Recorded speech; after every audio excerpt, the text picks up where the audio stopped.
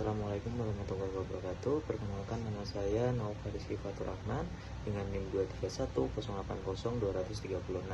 Di sini saya akan menjelaskan terkait dengan manajemen kinerja, atau lebih tepatnya di bagian performance management in context, atau manajemen kinerja di dalam konteks organisasi. Konteksnya organisasi atau sebuah perusahaan ya.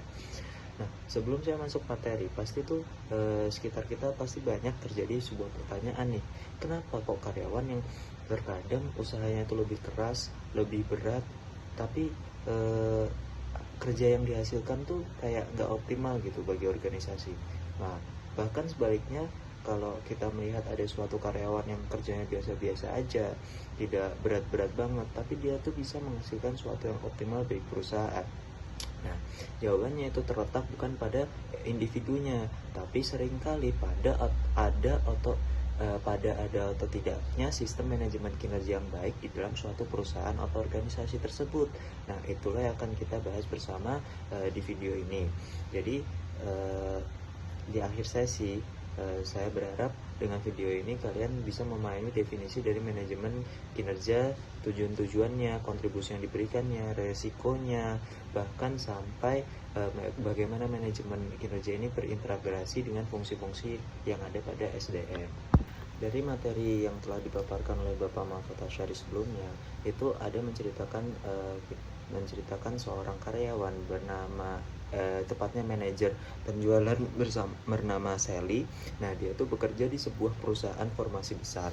Nah, menjelang akhir tahun fiskal, itu adalah saat paling sibuk di mana dia mendapat telepon dari departemen HR. Isi pesannya itu adalah, Sally, kami belum menerima performa review untuk 10 orang bawahan langsung Anda.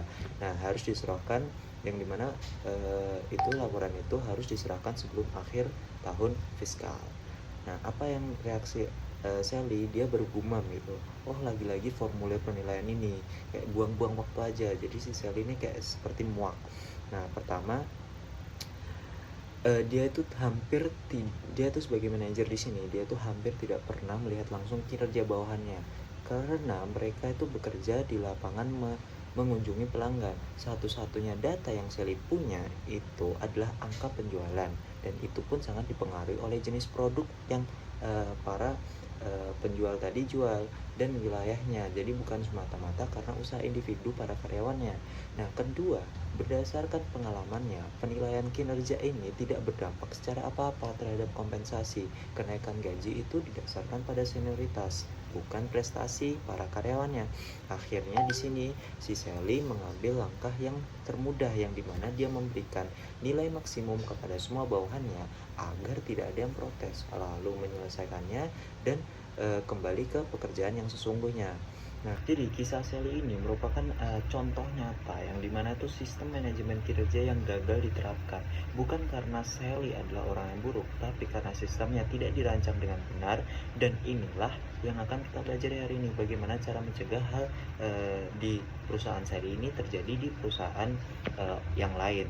Masuk ke bagian definisi manajemen kinerja. Jadi apa sih itu manajemen kinerja? Ya, menurut definisi yang kita pelajari, performance management itu adalah proses yang berkelanjutan. Jadi continuous proses yang mencakup 3 kegiatan utama. Yang pertama ada mengidentifikasi, yang kedua mengukur, dan yang ketiga adalah mengembangkan kinerja produk individu ataupun tim. Jadi serta menyelaraskan kinerja tersebut dengan tujuan strategis dari perusahaan tersebut. Nah, di sini kita bedah perkata. Yang pertama itu adalah proses berkelanjutan. Ini bukan sesuatu yang dilakukan sekali setahun seperti yang dilakukan Sally tadi, tetapi manajemen kinerja yang aktif itu akan berjalan sepanjang tahun dengan penetapan tujuan, observasi, coaching, hingga pemberian umpan balik yang konsisten. Yang kedua ada mengidentifikasi, yang artinya apa? Kita harus tahu dulu nih apa yang kita harapkan dari para setiap karyawan ini. Jadi apa standar kinerjanya dan apa indikator keberhasilannya. Yang ketiga itu adalah mengukur. Nah, ini adalah inti dari evaluasi gitu loh. Jadi pengukuran yang baik itu harus objektif, konsisten, dan berbasis data, bukan hanya sekedar persepsi dari para manajer saja. Itu kesalahan. Yang keempat itu adalah mengembangkan manajemen kinerja yang bukan hanya soal hukum yang buruk, tetapi fokus terbesarnya itu ada pada pengembangan para karyawannya, bagaimana membantu setiap individu itu tumbuh dan berkontribusi lebih baik. Nah, yang terakhir itu ada menjelaskan dengan tujuan strategisnya. Ini yang membedakan manajemen kinerja itu yang baik atau yang buruk. Setiap aktivitas karyawan itu harus terhubung dengan arah besar organisasi. Jadi nggak bisa karyawan punya tujuan sendiri, organisasi punya tujuan sendiri. Itu adalah salah satu contoh yang salah. Move ke bab selanjutnya yang dimana tujuan sistem manajemen. Jadi apa sih sebenarnya tujuan dari sistem manajemen ini? Yang pertama itu ada strategik atau strategi, yang dimana tujuan ini itu menjelaskan bahwa sistem manajemen kinerja ini itu bukan hanya dirancang buat pajangan saja, tapi dirancang untuk membantu manajemen puncak sebagai mencapai tujuan bisnis strategis perusahaannya. Artinya jadi setiap aktivitas dan target para karyawan itu harus bermuara pada visi dan misi organisasi ini. Itu banyak. Yang kedua itu ada administratif. Ya, tujuan kedua ini jadi sistem ini tuh harus mampu menghasilkan informasi yang valid tuh dan berguna untuk pengambilan keputusan terkait karyawan, seperti misalnya ada promosi, mutasi, pemberhentian, kenaikan gaji dan sebagainya. Jadi dari contoh Sally tadi, ketika Sally memberikan nilai maksimum pada semua orang tanpa dasar yang jelas. Tujuan kedua yaitu adalah tujuan administratif, di mana sistem ini itu harus mampu menghasilkan sebuah informasi yang valid yang berguna dalam pengambilan keputusan terkait karyawannya, seperti promosi, mutasi, pemberhentian, kenaikan gaji dan sebagainya. Nah, dari contoh Sally tadi itu dia memberikan nilai maksimum kepada semua para karyawannya tanpa dasar yang jelas. Nah, di situ tuh dia menghancurkan tujuan dari administratif ini. Keputusan promosi itu menjadi tidak adil karena tidak adanya data yang akurat.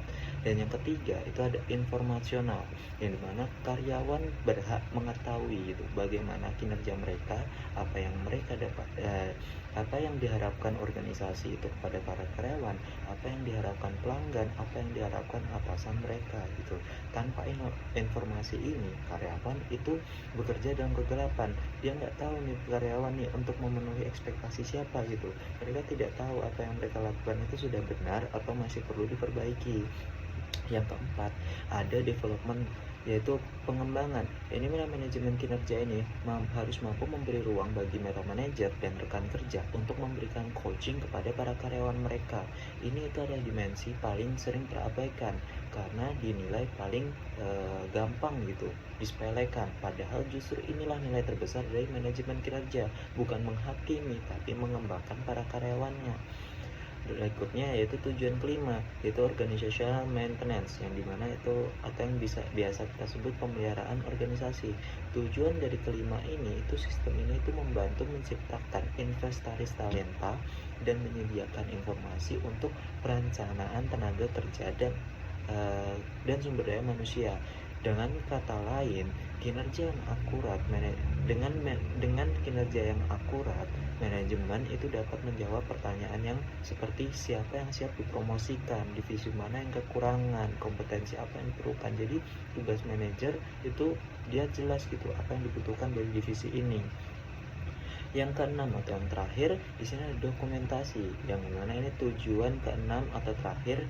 Jadi tujuan ini itu ada untuk kinerja. Jadi data kinerja yang sudah terkumpul tadi itu dapat digunakan sebagai keperluan atau termasuk untuk pengembangan tes seleksi, pembelaan hukum jika terjadi sengketa ketenagakerjaan, dan hingga penelitian ilmiah.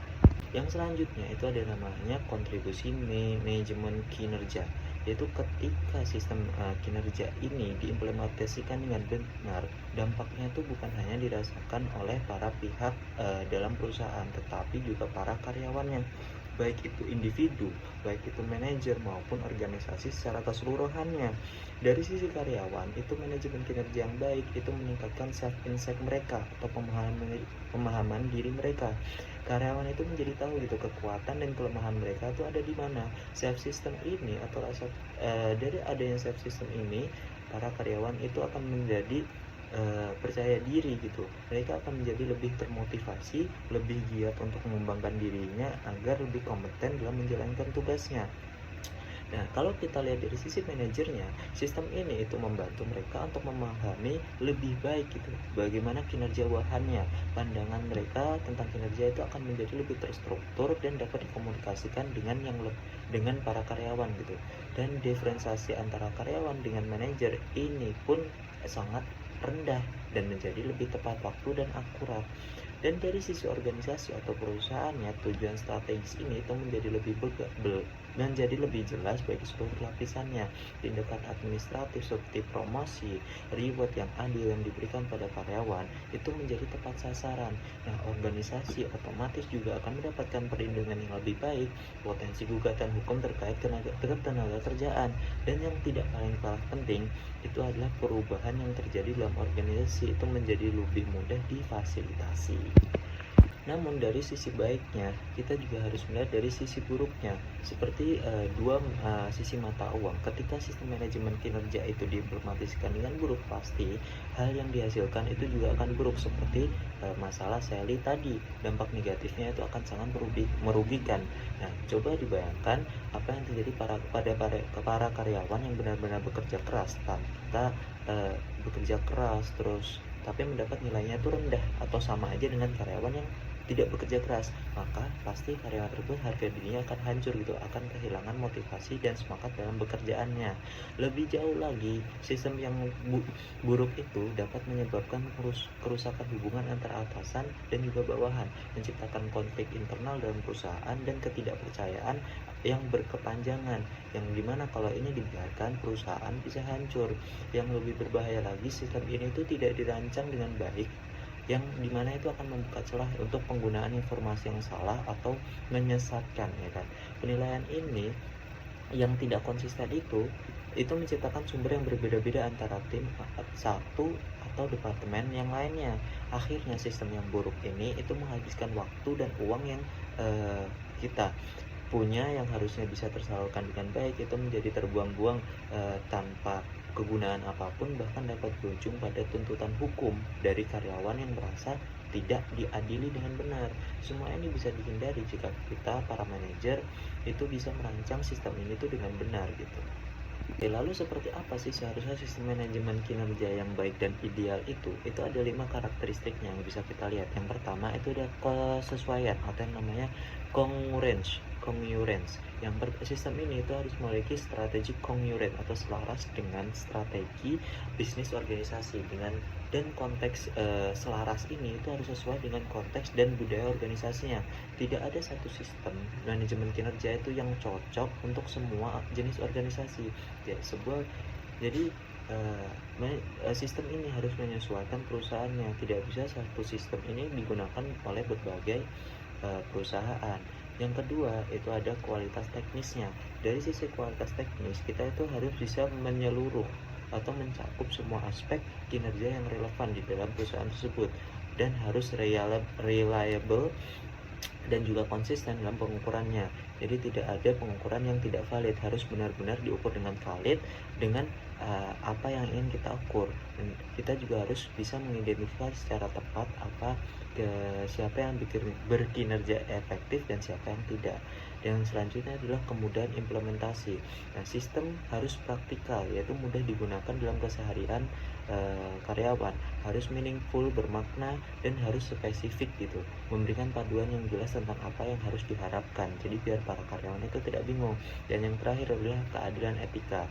Nah, sistem ini itu harus menerapkan yang namanya adil dan etika. Jadi jika adil dan etika ini bisa diterapkan di dalam sistem ini, pastinya para karyawan itu akan menerima sistem ini dengan baik gitu, dan juga akan respect pada para atasan, dan tidak juga dengan etikal yang dijalankan dengan standar etika yang tinggi. Jadi 5 karakteristik ini atau tolak ukur ini itu kita gunakan untuk mengevaluasi apakah sistem dalam perusahaan, sistem kinerja dalam perusahaan ini itu udah bagus atau belum gitu. Oke, mungkin penutup yang bisa saya beri di sini adalah dari kesimpulan tadi, manajemen kinerja itu kita bisa sebut sebagai proses berkelanjutan yang mencakup identifikasi, pengukuran, pengembangan kinerja yang semuanya itu diselaraskan oleh visi dan misi dari organisasi tersebut. Nah, kedua, sistem ini itu memiliki 6 tujuan utama. Yang pertama adalah strategis, administratif, informasional, pengembangan, pemeliharaan organisasi, dan dokumentasi. Dan yang ketiga, sistem yang diimplementasikan dengan baik itu akan memberikan kontribusi yang besar bagi individu, manajer maupun perusahaan tersebut. Keempat, sistem PM yang ideal memiliki 15 karakteristik yang mencakup dimensi kesesuaian, kualitas teknik, kemudahan implementasi, serta keadilan dan etika. Jadi, manajer Jadi manajemen kinerja yang baik itu bukan tentang mengontrol atau menghakimi para karyawan, tetapi manajemen kinerja yang baik itu adalah tentang menciptakan lingkungan di mana setiap orang itu tahu gitu arahnya kemana dan apa peranannya, agar mereka juga tidak bingung dalam melakukan suatu pekerjaannya di dalam perusahaan tersebut. Itulah esensi dari performance management in context. Jadi terima kasih, mungkin sekian dari saya. Jika ada kurang lebihnya mohon maaf. Wassalamualaikum warahmatullahi wabarakatuh.